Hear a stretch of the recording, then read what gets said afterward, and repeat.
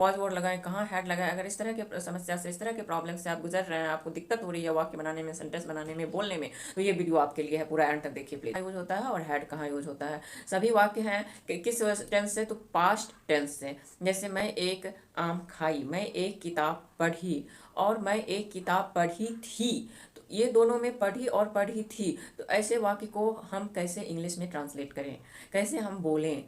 जैसे मेरे पास एक कलम था, आपके पास एक कार थी, तो ये जितने हैं वाक्य हैं, ये क्या है, पास्ट टेंस से बिलोंग करते हैं, पास्ट टेंस से लिया गया है। तो बहुत को देखते हैं जो ऐसे वाक्य में उनको थोड़ा सा कन्फ्यूजन रहता है, जो कहाँ हैड लगाना है, कहाँ वॉज वर्ड लगाना है, कहाँ डिड लगाना है। डिड लगाया तो डिड के बाद क्या वर्ब का सेकंड फॉर्म आएगा, पास्ट टेंस है तो हो सकता है डिड के बाद वर्ब का सेकंड फॉर्म आ जाए, क्योंकि बीती बातों के लिए पास्ट का यूज होता है। हो सकता है थर्ड फॉर्म वर्ब का आ जाए।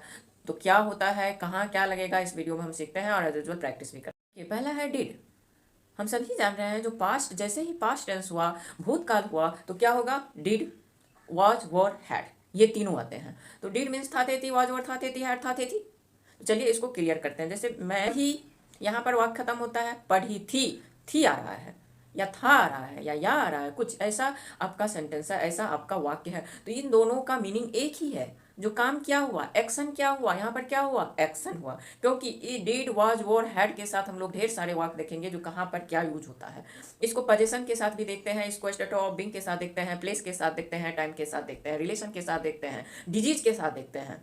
तो ये सभी इस वीडियो में हम लोग सीखने जा रहे हैं और प्रैक्टिस करने जा रहे हैं। तो देखिए डिड का use, when to use did, did था थे थे, सिंपल पास्ट टेंस। गया, लिया, किया, दिया, जितना है मीन्स या था थी, दोनों सिंपल पास्ट टेंस में ही आते हैं। जैसे मैंने कल एक आम खाई, मैं एक आम कल खाई, तो आई एट अ मैंगो यस्टरडे, और इसी में अगर थी लगा दिया, था लगा दिया, तो इसको बनाने में, इसके स्ट्रक्चर में कुछ भी चेंजेस नहीं आएगा, ऐसे ही बनेगा। I read a book yesterday, yesterday नहीं है, जैसे थोड़ी ही देर में पढ़ा, पहले पढ़ा, तो मैं एक किताब पढ़ा। हाँ, आई रेड मतलब वर्ब का सेकेंड फॉर्म, अ बुक। इस तरह से क्लियर। जो सिंपल पास्ट टेंस जब आएगा तो क्या होगा, सब्जेक्ट प्लस वर्ब का सेकेंड फॉर्म, उसके बाद जो आपका ऑब्जेक्ट है और जो कुछ भी आपके सेंटेंस में है आप उसको रखेंगे। अब दूसरा सेंटेंस लेते हैं, वह बाजार गया, वह स्कूल गया, वह बाजार गया था, स्कूल गया था। तो दोनों में कुछ डिफरेंस है। हिंदी में जब हम बोल रहे हैं तब इसमें क्या आ रहा है, गया था, लेकिन जब इंग्लिश में इसी को बोलेंगे तो कुछ भी अंतर नहीं आएगा, एक ही स्ट्रक्चर आएगा, सब्जेक्ट प्लस वर्ब का second form. He went to the market, he went to school, ऐसे बोलते हैं, मतलब सब्जेक्ट और वर्ब का सेकेंड फॉर्म। क्लियर। अब इसको अगर हम इंट्रोगेटिव बनाते हैं, निगेटिव बनाते हैं, तब क्या होगा, जब हम ऐसे वाक्य को, डिड वाले वाक्य को, ध्यान से सुनिए, डिड वाले वाक्य को इंट्रोगेटिव में लाते हैं, निगेटिव में लाते हैं, नकारात्मक वाक्य में लाते हैं, प्रश्नवाचक वाक्य में लाते हैं, तो डिड के बाद वर्ब का हमेशा फर्स्ट फॉर्म होता है। ऐसे वाक्य में, ऐसे सेंटेंस में हम डिड के साथ वर्ब का सेकेंड फॉर्म नहीं लगाते हैं, सेंटेंस हमारा, स्ट्रक्चर हमारा गलत हो जाता है। तीसरा वाक्य लेती हूँ, कल मैं एक सीरियल देखी थी, ओटीटी देखी थी।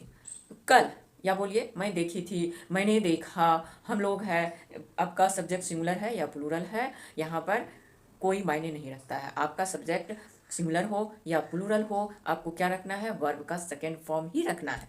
और जब इंट्रोगेटिव में आएगा, निगेटिव में आएगा, तब इसको वर्ब, डिड आगे आता है और वर्ब फॉर्म आता है। कल मैं एक मूवी देखी, एक सीरियल देखी, we watch a movie yesterday, देखिए, तो यहाँ पर वॉच आएगा नहीं, आएगा वॉच्ड आएगा, वर्ब का सेकेंड फॉर्म आएगा।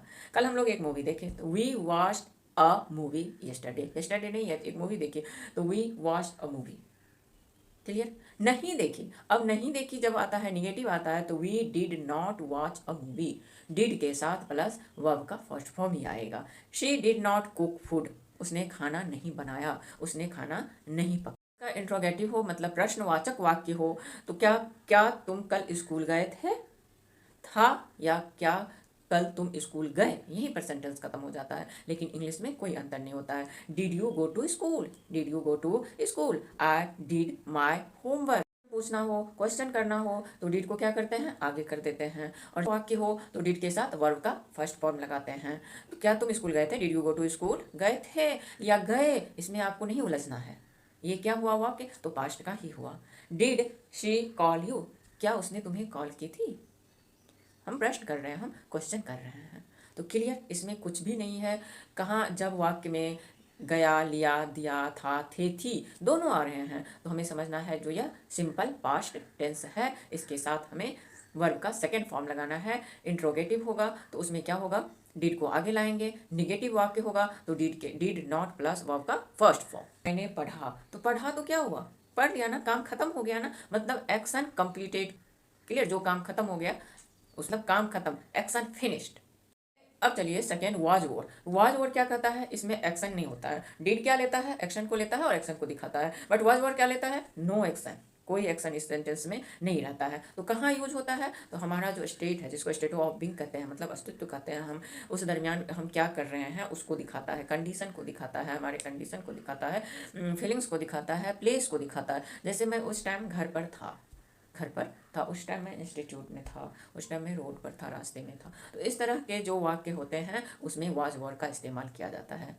आप इस वाज ओवर को इस तरह से भी समझ सकते हैं, जब पास्ट में कोई काम लगातार चल रहा था। और did simple past, was over किसको दिखाता है, तो पास्ट कंटिन्यूअस। जैसे प्रेजेंट टेंस में प्रेजेंट कंटिन्यूअस क्या लेता है, इज, एम, आर लेता है। जैसे मैं वीडियो बना रही हूँ, I am recording a video, मैं वीडियो बना रही थी, तो आई वॉज रिकॉर्डिंग वीडियो। समझ गए, तो ये वाज और पास्ट कॉन्टिन्यूस टेंस को दिखाता है। इसके अंतर्गत क्या आता है, condition, feelings, place, state of being आता है। जैसे वह थका हुआ था, आप सोए हुए थे, वीडियो देख रहे थे। तो ऐसे वाक्य जब आता है पास्ट टेंस का, तो इसमें वाज और वर्ब के साथ आईएनजी का इस्तेमाल होता है। चलिए वाक्य से, सेंटेंस से हम इसको क्लियर करके, थका हुआ था, ही वॉज टायर्ड, हम लोग घर पर थे, वी वर एट होम, घर पर थे, यह किसको दिखाता है, यह हमारे प्लेस को भी दिखाता है और हमारे स्टेट ऑफ बीइंग को भी दिखाता है। जो कहाँ थे, तो घर पर थे।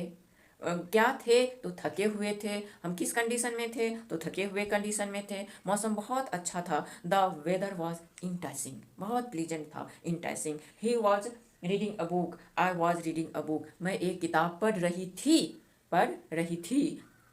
तो यहाँ पर क्या है, वर्ब में आईएनजी है। ठीक है, दे वर प्लेइंग क्रिकेट, वह क्रिकेट खेल रहे थे। क्लियर हो रहा है डिड और वॉज वर का कंसेप्ट, जो कहाँ हमें क्या लगाना है।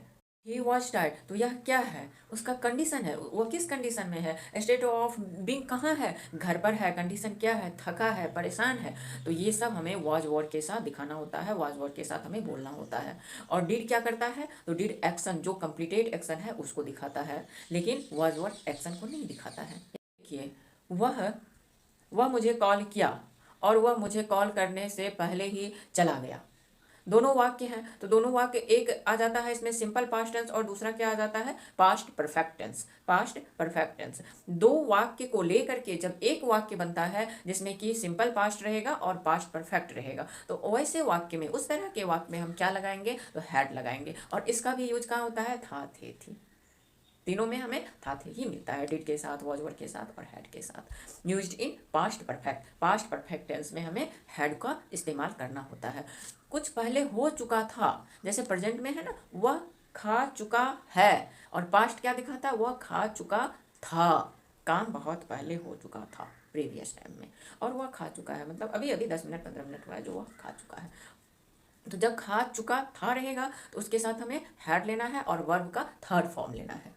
क्लियर, पास्ट डिड के साथ क्या लेना है हमें, जब वाक्य में डिड आता है इंट्रोगेटिव में, निगेटिव में, तो वर्ब का फर्स्ट फॉर्म लेना होता है। और जब सिंपल पास्ट टेंस होते हैं तो क्या लेना होता है, वर्ब का सेकेंड फॉर्म लेना होता है।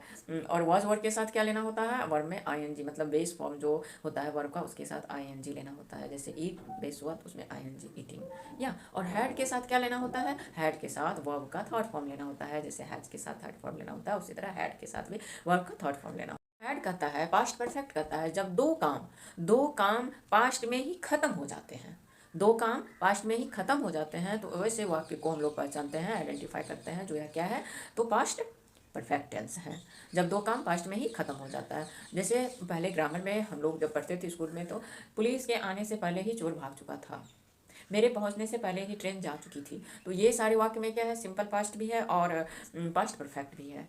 दो तरह के आपको वाक्य मिलते हैं ना, तो एक साइड हमें सिंपल पास्ट लगाना होता है और दूसरे साइड हमें हैड का यूज करना होता है। ये हैड का इस्तेमाल। Simple past tense, he called me yesterday, कल उसने मुझे फ़ोन किया।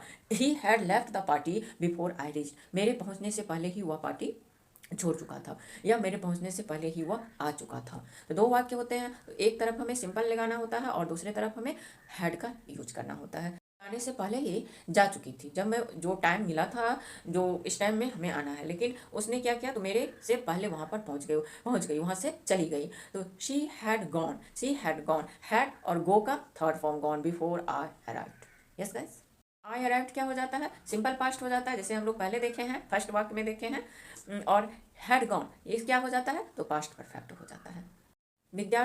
स्टूडेंट्स ने अपना होमवर्क कंप्लीट कर दिया था टीचर के आने से पहले। इस तरह का जहाँ पर वाक्य हो तो आप सिंपल टेंस बना लेना और पास्ट परफेक्ट से बना लेना। स्टूडेंट्स हैड, यहाँ पर हैज़ का कोई ऑप्शन नहीं मिलेगा, क्योंकि यह क्या है, because this is a past. तो यहाँ पर हमेशा you have to always use had. Students had finished work का third from their homework before the teacher came, क्योंकि यह क्या है, सिंपल पास्ट में जाता है। She had left the room before I entered, simple past tense, had left कमरा छोड़ चुकी थी, तो यहाँ पर क्या है, थर्ड फॉर्म है। She had already got ready when I called her, पहले से ही तैयार थी जब मैं उसको फ़ोन की, जो अब आप रेडी हो जाओ, अब तुम रेडी हो जाओ, चलना है। उससे पहले वह रेडी होकर के बैठी हुई थी। She had already got ready when I called her, simple past and had के साथ पास्ट परफेक्ट। अब देखिए हैड पोजीशन को भी दिखाता है, जैसे आपके पास एक कार थी, पिछले दिनों आपके पास एक कार थी, तो यह पोजीशन को दिखाया। यू हैड अ कार, मेरे पास एक कलम थी, I had a pen. Position को भी दिखाने के लिए हम हैड का इस्तेमाल करते हैं जब पास्ट की बातें हों। जब प्रेजेंट, तब हैज़, आपके पास एक कार है, तो यू हैव, यहाँ पर सब्जेक्ट के अनुसार हमें हैज़ और हैव को बदलना होता है। यस, रिलेशन को भी दिखाता है, जैसे आपके दो बुआ जी थे, लेकिन जब पास्ट की बातें हों। और प्रेजेंट के लिए तो ऑब्वियसली हमारे पास क्या है, हैज़ है और हैव है। और थे, बुआ जी थे, तो यू हैड। पास्ट में एक अच्छी बात क्या है, तो हमें कंफ्यूज नहीं होना है, क्योंकि हमें सिर्फ हैड का ही इस्तेमाल करना होता है। आपके दो बुआ जी थे, तो यू हैड टू बुआ जी। और हैं, तो अब यहाँ पर यू रहेगा तो आपको हैव, ही शी इट रहेगा तो आपको हैज, मतलब सिंगुलर प्लूरल के अकॉर्डिंग आपको चेंज करना पड़ता है, हैज और हैव। लेकिन पास्ट में क्या है, फिक्स है बेचारा, हैड। पोजीशन को भी दिखाया, तो आपके पास कार था तो यू हैड ए कार। आपके दो बुआ जी थे तो यू हैड टू बुआ जी। और क्या कहते हैं, डिजीज को भी दिखाना है, जैसे कल मुझे फीवर था, आई हैड अ फीवर यस्टरडे, यह एक बीमारी को भी दिखाता है। और हमेशा याद रखिए, ऐसे नहीं बोलते हैं आई हैड फीवर, नहीं, आई had a fever, I had अ, यह डिजीज को भी दिखाता है, आई हैड अ फीवर यस्टरडे। तो हैड का यूज, इस तरह से हैड का यूज कहाँ कहाँ हो रहा है, पोजीशन के लिए, रिलेशन के लिए, डिजीज के लिए। यस, वॉज वर्ड का इस्तेमाल कहाँ कहाँ होता है, जहाँ पर कोई एक्शन नहीं है, स्टेट है, कंडीशन है, प्लेस है, फीलिंग्स है। पास्ट कंटिन्यूअस के रूप में भी होता है was word, mostly past continuous के रूप में ही होता है।